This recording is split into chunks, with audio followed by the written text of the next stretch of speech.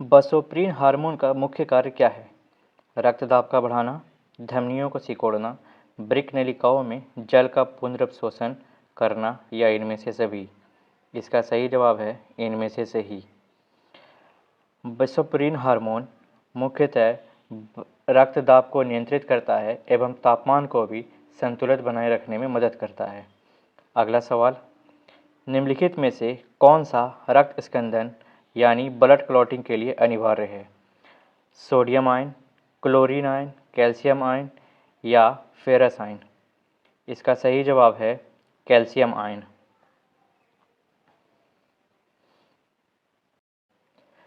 रक्त का थक्का यानी ब्लड क्लॉटिंग के लिए कैल्शियम आयन विटामिन के साथ काम करता है एवं फाइब्रिनोजन वह प्रोटीन है जो खून को बाहर बहने से रोकता है और हिपैरिन एक ऐसा प्रोटीन है जो रक्त को शरीर के अंदर जमने से रोकता है। अगला सवाल, निम्नलिखित में से किसके साथ प्रतिवर्ती क्रिया का संबंध है? तंत्रिका, नर्व, मेरुदंड स्पाइनल कॉर्ड, त्वचा स्किन या ब्रेन मस्तिष्क? इसका सही जवाब है मेरुदंड।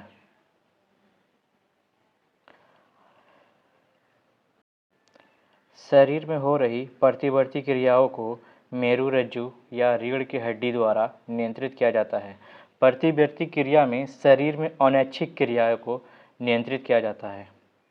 अगला सवाल, प्रतिजन ऐसा पदार्थ है जो ऑप्शन ए जो शरीर के तापमान को कम करता है, ऑप्शन बी हानिकारक जीवाणुओं को नष्ट करता है, ऑप्शन सी प्रतिरक्षी के निर्माण को बढ़ावा देता है या ऑप्शन डी विष के बचाव के लिए इस्तेमाल किया जाता है? इसका सही जवाब है प्रतिरक्षी के निर्माण को बढ़ावा देता है। शरीर में प्रतिरक्षी के निर्माण को बढ़ावा देने के लिए प्रतिजन या एंटीजन का उपयोग होता है जो आरबीसी में पाया जाता है। प्रतिजन यानी एंटीजन वो बाहरी पदार्थ है जो शरीर के प्रतिरक्षा प्रणाली को एंटीबॉडी एक्टिवेट करने के लिए प्रेरित करता है। अगला सवाल, पृथ्वी की सतह पर सभी स्थानों में जी का मान अचर नहीं रहता, अर्थात पृथ्वी के सरफेस पे सारे जगह जी का मान एक जैसा नहीं रहता। इसका कारण क्या है? क्योंकि ऑप्शन ए पृथ्वी ध्रुवों पर चपटी और विषुवत रेखा पर फूली हुई है, पृथ्वी की ध्रुवों का व्यास अधिक होता है, ध्रुवों पर जी का मान न्यूनतम होता है, विषुवत रेखा फूली हुई होने से वहाँ पर जी का मान महत्तम हो जाता है। इसका सही जवाब है ऑप्शन ए पृथ्वी ध्रुवों पर चपटी और विषुवत रेखा पर फूली हुई है। पृथ्वी की इसी शेप के कारण पृथ्वी पर जी का मान सर्वाधिक ध्रुव पर पाया जाता है जबकि सबसे कम विषुवत रेखा पर पाया जाता है। अगला सवाल, यदि 320 जूल कार्य करने में किसी मशीन को 5 सेकंड का समय लगता है तो उसकी शक्ति क्या होगी? हम सभी जानते हैं कि शक्ति कार्य करने की दर होता है, अर्थात कार्य यानी वर्क अपॉन टाइम। तो कार्य हमारा 320 जूल का है और 5 सेकंड के लिए वह कार्य किया जा रहा है। जब 320 को हम लोग 5 से भाग लगाते हैं या डिवाइड करते हैं तो उसका मान होता है 64, अर्थात इसका सही आंसर है 64 जूल पर सेकेंड। अगला सवाल, पेट्रोल में आइसो ऑक्टेन का प्रयोग किया जाता है, क्यों? ऑप्शन ए पेट्रोल का जमना रोकने के लिए, अपस्फोटन रोधी के रूप में, क्वथनांक बढ़ाने के लिए या द्रव्यनांक बढ़ाने के लिए? इसका सही जवाब है अपस्फोटन रोधी के रूप में। अपस्फोटन रोधी अर्थात यह एंटी नॉक कहा जाता है जिसे, इसका अर्थ ये होता है कि यह पेट्रोल को खुद ब खुद जलने से रोकता है। अगला सवाल, जीवन का आधारभूत पदार्थ फंडामेंटल सब्सटेंस माना जाता है कोशिका द्रव्य को, माइटोकॉन्ड्रिया को, सेंट्रोसोम को या जीव द्रव्य को? इसका सही जवाब है जीव द्रव्य को।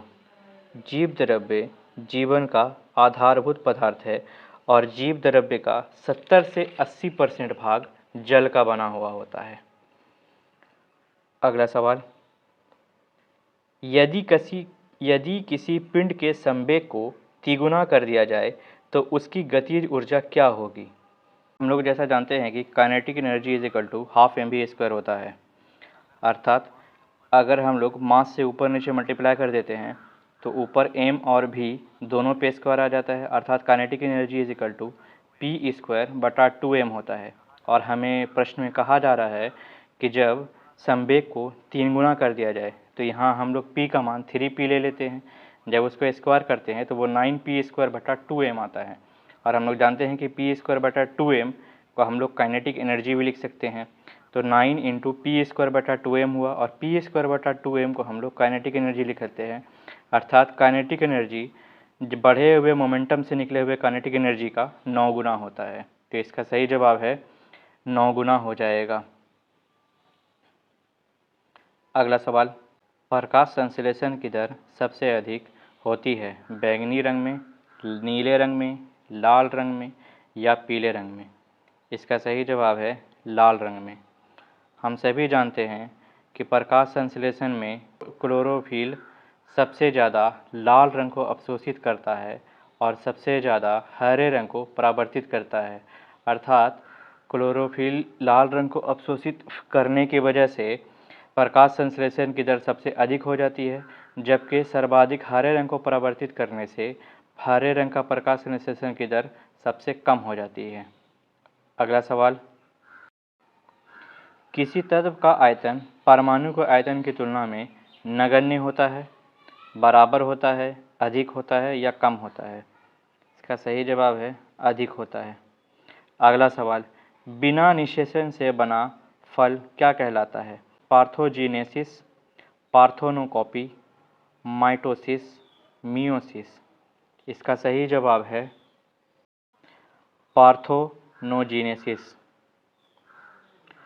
अगला सवाल, खाए हुए भोजन का कितना प्रतिशत उपभोक्ता की जैव मात्रा में बदलता है? 1%, 2%, 5% या 10%? इसका सही जवाब है 10%। अगला सवाल, साधारण कितने सिख मिसलों का उल्लेख मिलता है? 10, 11, 12 या 13? इसका सही जवाब है 12। 1764 ईस्वी में सिख अमृतसर में इकट्ठा हुए और पहली बार देग, तेग और फतेह नाम के सिक्के चलाए। ये पंजाब राज्य में सिख संप्रभुता की पहली उद्घोषणा थी। उन्होंने स्वयं को 12 मिसलों में संगठित किया। अगला सवाल, प्रेरी और स्टेपी प्रदेशों को निम्नलिखित में से किस फसल के अत्यधिक उत्पादन के कारण विश्व का अन्न भंडार कहलाता है? धान, गेहूँ, मक्का या बाजरा? इसका सही जवाब है गेहूँ।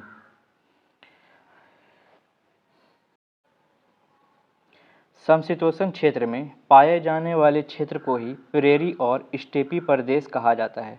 प्रेरी क्षेत्र दक्षिण अमेरिका का समशीतोष्ण क्षेत्र है एवं स्टेपी यूरेशिया क्षेत्र का समशीतोष्णी क्षेत्र में पाया जाने वाला घास का मैदान है, जहां गेहूं की फसल सबसे ज़्यादा पैदावार की जाती है। अगला सवाल, सर्वाधिक संघर्षों से भरा जीवन कहाँ पाया जाता है? उष्ण मरुस्थल एवं टुंड्रा प्रदेश में, भूमध्य सागरीय एवं भूमध्य रेखीय प्रदेश में, शीतोष्ण एवं उष्ण कटिबंधीय तृष्ण प्रदेश में, मानसूनी एवं पश्चिमी यूरोपीय प्रदेश में? इसका सही जवाब है उष्ण मरुस्थल एवं टुंड्रा प्रदेशों में। अगला सवाल, सर्वप्रथम किस समिति ने निर्वाचन आयोग को बहुसदस्यीय बनाने की सिफारिश की थी? तारकुंडे समिति, शकधर समिति, संयुक्त संसदीय समिति या गोस्वामी समिति? इसका सही जवाब है संयुक्त संसदीय समिति। संयुक्त संसदीय समिति का गठन 1992 ईस्वी में नरसिम्हा राव के कार्यकाल में हुआ था और 1993 ईस्वी में इसी समिति के सिफारिश पर निर्वाचन आयोग को बहुसदस्यीय समिति बना दिया गया। अगला सवाल, संविधान सभा में संसदीय प्रणाली को राष्ट्रपति प्रणाली की तुलना में अधिक तरजीह दी गई है, क्यों? इसके संचालन का कुछ अनुभव था और सुस्थापित संस्थाओं को जारी रखने से अनेक लाभ थे। ऑप्शन बी, संभवतः उन्हें ऐसी नियतकालिक कार्यपालिका पसंद थी जिसे हटाया ना जा सके। या सी, बहुवादी समाज तथा विधि विधेयताओं से भरपूर देश के सभी के हितों के लिए अनुकूल थी। इसका सही जवाब है ऑप्शन डी, उपर्युक्त में से सभी। अगला सवाल, पाटलिपुत्र को किस शासक ने सर्वप्रथम अपनी राजधानी बनाई थी?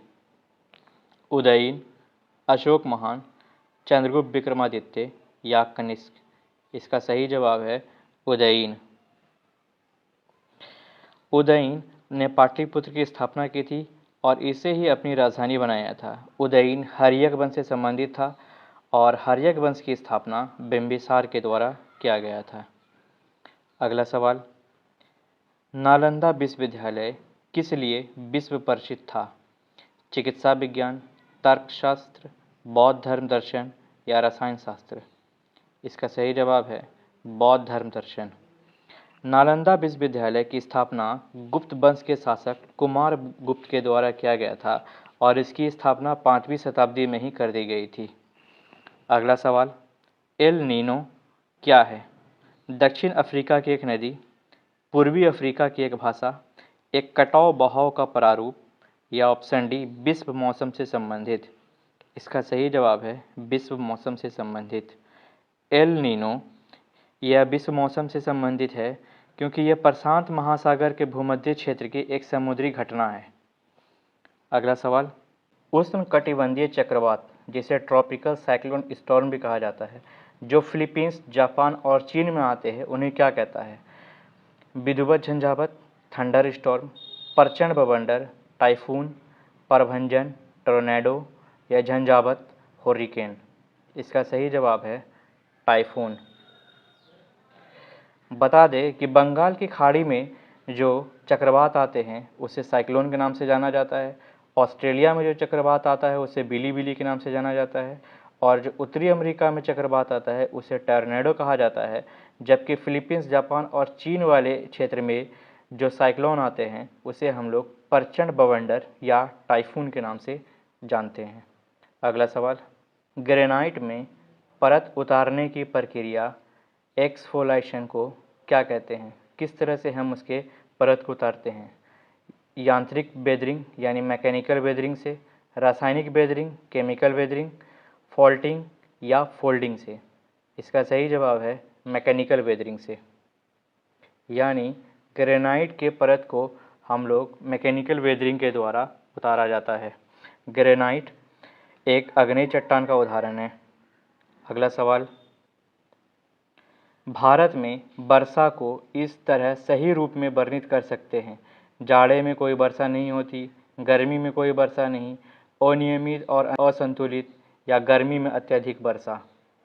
इसका सही जवाब है अनियमित और असंतुलित।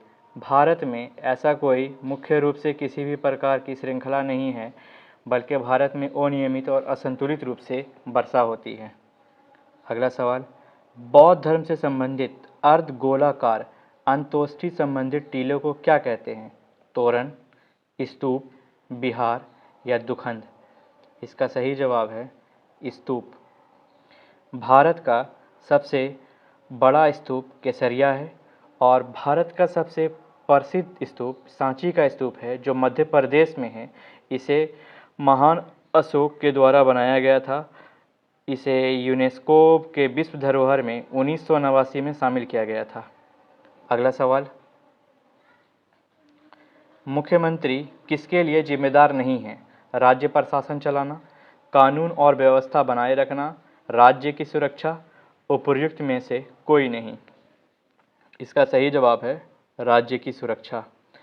राज्य का मुख्यमंत्री राज्य की सुरक्षा के लिए जिम्मेदार नहीं होता है।